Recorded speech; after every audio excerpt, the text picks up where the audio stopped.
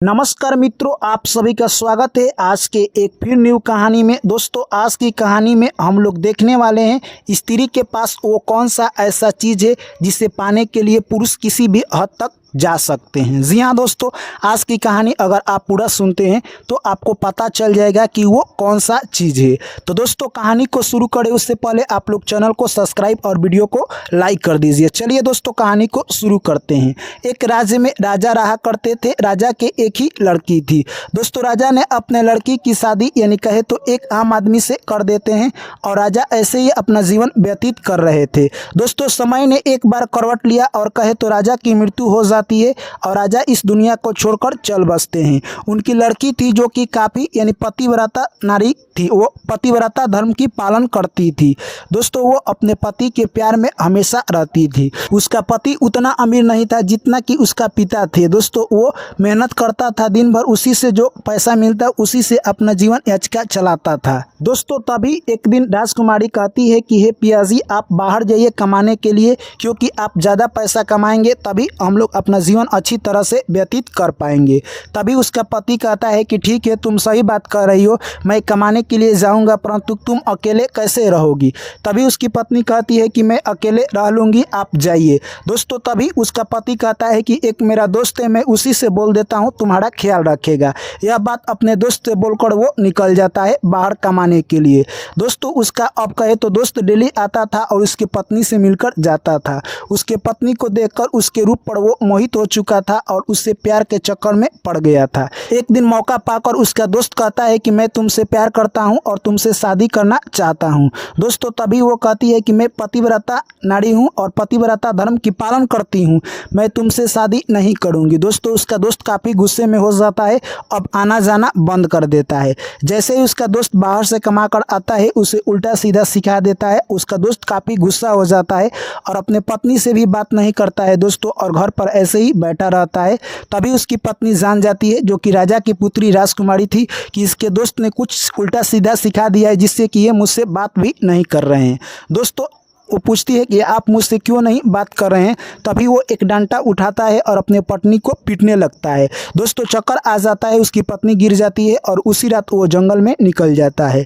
इस तरह से दोस्तों कहे तो उसकी पत्नी को कुछ रात के बाद होश आता है, वो भी जंगल की तरफ निकल जाती है और कहे तो एक साधु बाबा के पास वो चली जाती है। साधु बाबा कहे तो उसको एक उपाय बताते हैं कि तुम राजकुमारी हो, अगले राज्य में चले जाओ, वहाँ पर राजा तुम्हें कुछ काम दे देंगे।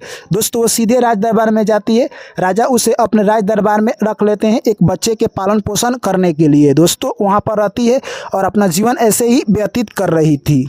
परंतु राजा के यहाँ जो भी मंत्री था, उस मंत्री की नीयत ठीक नहीं था। उस औरत से वो शादी करना चाहता था, परंतु वो नहीं मानती थी। तभी मंत्री एक उपाय लगाने लगा।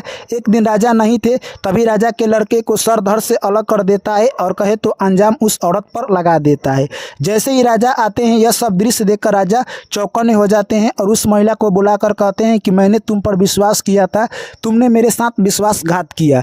दोस्तों, उसके बाद वो अपने सफाई में कुछ बात कहती है, परंतु राजा उसके बात नहीं मानते हैं और कहते हैं कि तुम इस वक्त मेरी नज़र से दूर हो जाओ। इस तरह से कहे तो दोस्तों राजा के यहाँ से उस औरत का यानी विदाई हो जाता है। राजकुमारी वहाँ से निकल जाती है और जंगल में भटकने लगती है। जैसे ही जंगल में वो आगे जाती है, तभी देखती है कि कुछ बदमाश यानी एक आदमी को पकड़ लिए हैं और उसका जान मारने पर तुले हुए हैं। तभी वो औरत वहां जाती है और कहती है कि मुझसे आप लोग कुछ पैसा ले लीजिए और इस व्यक्ति को आप लोग बकस दीजिए। तभी चोर कहते हैं कि ठीक है, हम लोगों को पैसा की ज़रूरत है, चाहे कोई दे। दोस्तों, वो औरत पैसा दे देती है और उसके बाद उस व्यक्ति को वो लोग चोर छोड़ देते हैं और वो व्यक्ति उस औरत को अपना बहन बना लेता है और दोनों साथ ही चलने लगते हैं। दोस्तों, आगे में समुद्र था जो कि पार कर कर उस गांव में जाना था। तभी वो व्यक्ति कहता है कि हे बहन, तुम मेरे साथ चलो और मेरे घर पर रहना।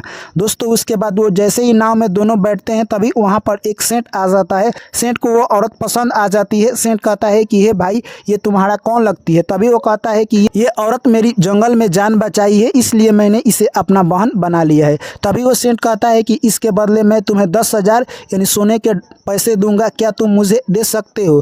तभी वो आदमी खुश हो जाता है और उस औरत को बेचकर वहाँ से निकल जाता है। दोस्तों अगले टापू पर उतर जाता है। उसके बाद यानी कहे तो वो राजकुमारी काफ़ी घबरा जाती है कि मेरा भाई कहाँ गया। तभी वो सेंट कहता है कि तुम्हारा भाई घर चला गया, अब तुम मेरी पत्नी बनोगी और मेरे घर चलो। दोस्तों टापू आने में काफ़ी दूर था। इतने ही देर में वो औरत कहे तो भगवान को याद करने लगती है और नाव में लीक हो जाता है। दोस्तों नाव में पानी भर जाता है और कुछ देर में नाव डूब जाती है। तभी वहाँ पर राजा के कुछ सैनिक थे जो कि नाव को बचाव करने में लग जाते हैं, परंतु सारे लोग उसमें डूब जाते हैं। वही एक औरत बचती है राजकुमारी दोस्तों, और वहाँ से वो उस पार चली जाती है। दोस्तों यह सब बहादुरी देखकर यानी कहे तो वो औरत काफ़ी चालाक थी। यह सब देखकर राजा अपने राज दरबार में उसे लेकर चले जाते हैं और कहते हैं कि मेरा कोई पुत्र या पुत्री नहीं है, तुम ही मेरा पुत्र और पुत्री बनोगी, यहीं पर तुम रहो। राजा ने उस औरत को अपने घर पर रख लिया और अपने बेटी जैसा यानी कहे तो दुलार प्यार करने लगे। समय दोस्तों ऐसे ही व्यतीत होते चला गया और राजा अब बूढ़ा हो चुका था। राजा ने सोचा क्यों ना मैं अपने पुत्री को ही सारा राजपाट सौंप दूं, और वो सारा राजपाट लिख देता है अपने पुत्री को। और एक दिन कहे तो दोस्तों राजा की देहांत हो जाती है। इस तरह से दोस्तों कहे तो जो कि राजा की पुत्री राजकुमारी थी अब वो एक राज की रानी बन चुकी थी और उसका पति का भी पता नहीं चला था। दोस्तों अब वो एक दिन करती है कुछ उपाय, यानी कहती है कि इस गांव में जो भी लोग गरीब है और चोर है सभी को एक दिन बुलाया जाए। दोस्तों सभी लोग आते हैं। तभी अपने पति को देखकर वो दंग हो जाती है और उसमें वो राजा भी आया था और वो मंत्री भी आया था जो उस पर अंजाम लगाया था, और वो चोर से बचाए हुए व्यक्ति भी आया था जो उसको भाई बनाया था। यह सब दृश्य देखकर काफ़ी वो दंग रहती है और कहती है सबसे पहले अपने पति से कि मैं कौन हूँ। तभी उसका पति कहता है कि तुम इस राज्य की रानी हो, मैं तुम्हें इससे ज़्यादा नहीं जानता हूँ। तभी दोस्तों कहती है ठीक है। उसके बाद चोर से पूछती है कि मैं कौन हूँ। तभी वो भी कहता है कि तुम इस राज्य की रानी हो। सारे लोगों से यही बात पूछती है और सारे लोग यही कहते हैं। तभी अपने पति से कहती है कि मैं तुम्हारी पत्नी हूँ, तुम एक आम आदमी थे, तुमसे मैंने शादी किया था, परंतु तुम मुझे अपने दोस्त के बहकावे में आकर पीट दिए थे और उस रात जंगल में भाग गए थे। मैं तुम्हारी पत्नी हूँ। दोस्तों उसके बाद आगे जाती है और राजा से कहती है कि आपके लड़के को मैंने नहीं मारा था, आपके मंत्री ने ही मारा था और मुझे अंजाम में फंसाया था। उसके बाद दोस्तों आगे जाती है और उस यानी कहे तो आम आदमी से कहती है कि मैंने तुम्हें बचाया था, अपना भाई बनाया था और तुमने मेरे साथ धोखा कर दिया 10,000 सोने के सिक्के के लिए, इसलिए मैं तुम्हें कड़ी दंड दूंगी। दोस्तों सभी को यानी कहे तो वो जेल में आखिरकार डाल देती है। तो कुछ महीनों के बाद यानी कहे तो अपने पति को जेल से सबसे पहले बाहर निकालती है।